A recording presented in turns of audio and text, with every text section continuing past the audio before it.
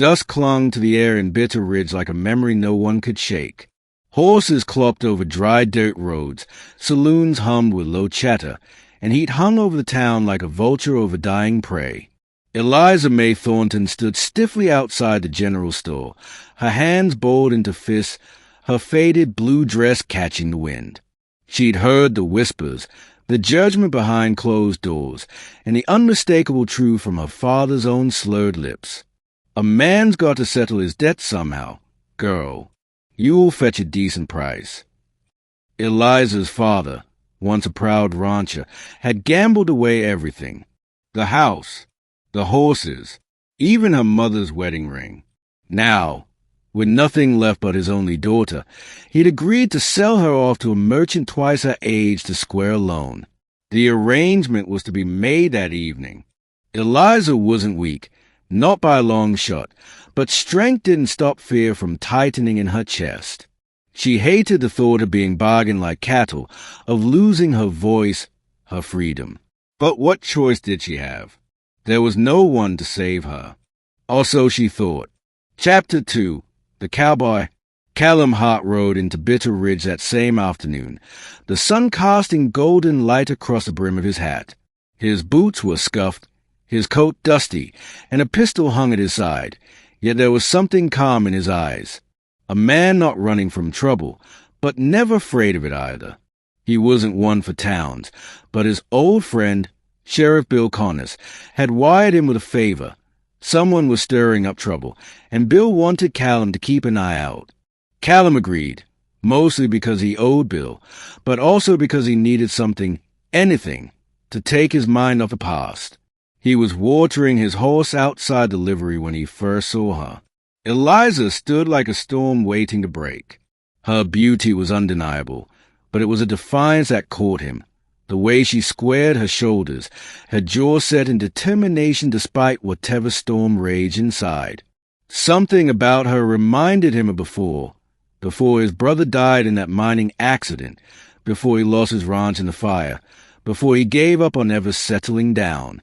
That evening, Callum found himself in the saloon when he overheard the merchant bragging to another man over whiskey. Got myself a new girl tonight. Pretty thing. Sheriff won't interfere. Her old man owes me near $500. Callum's hand froze around his glass. The merchant sneered like a fox who'd cornered a rabbit. Eliza Thornton, that's her name. Callum stood slowly. His voice was quiet, but carried like a threat.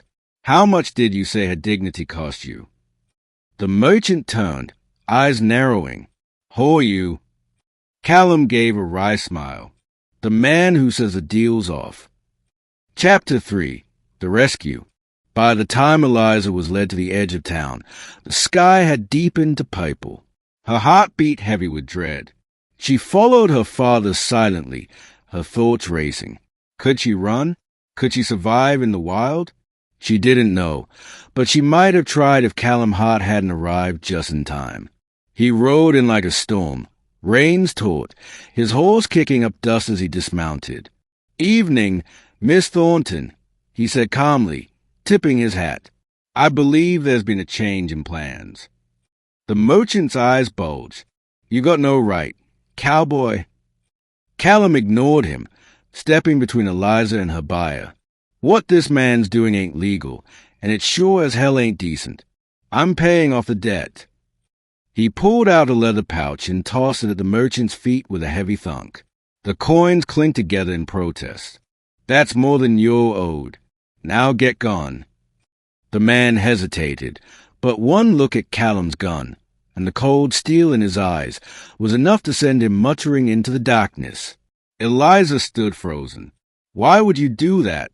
She whispered. Callum's voice was quiet. Because no woman should be sold like a mule. And because some debts ain't meant to be passed down. Her eyes softened for the first time in days. What now? Callum offered his hand. Now we ride. Chapter 4. Under Western Skies. They didn't go far at first, just to a line shack Callum used sometimes, tucked beneath red cliffs and cottonwood trees.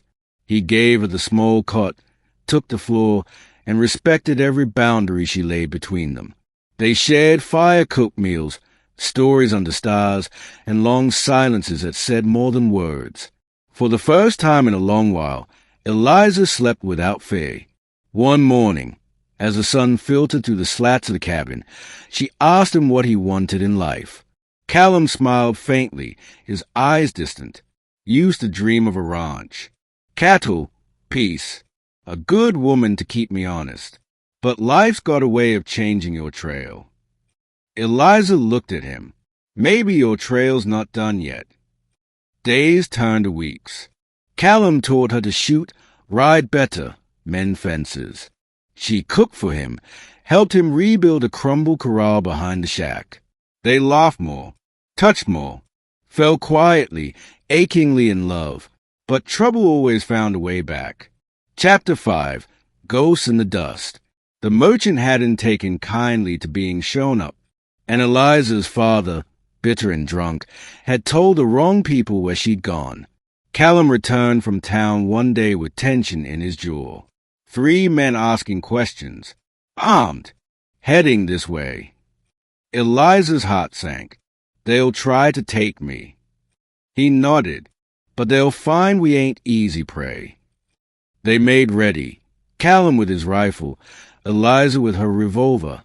She stood by his side, steady as iron.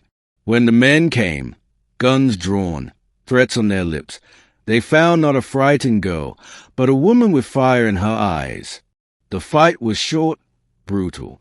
Callum took a bullet in the shoulder, protecting her, but Eliza held her ground. She shot one man in the leg and fired warning shots that sent the others fleeing. Afterward, she knelt beside Callum, pressing her hands to his bleeding wound, tears streaking her dusty cheeks. You stupid, noble man. Why would you risk your life?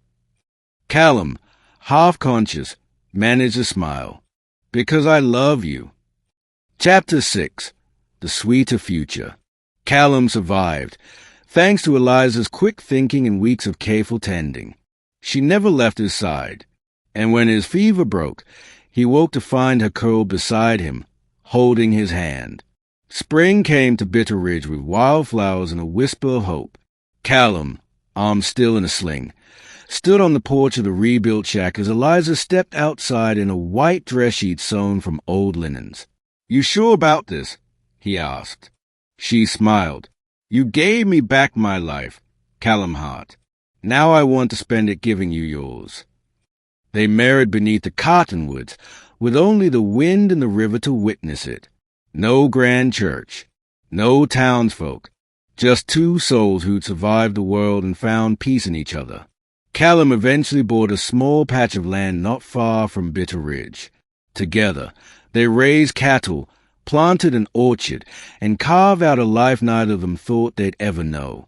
Eliza would sometimes sit on the porch, watching the sunset with Callum's arm wrapped around her.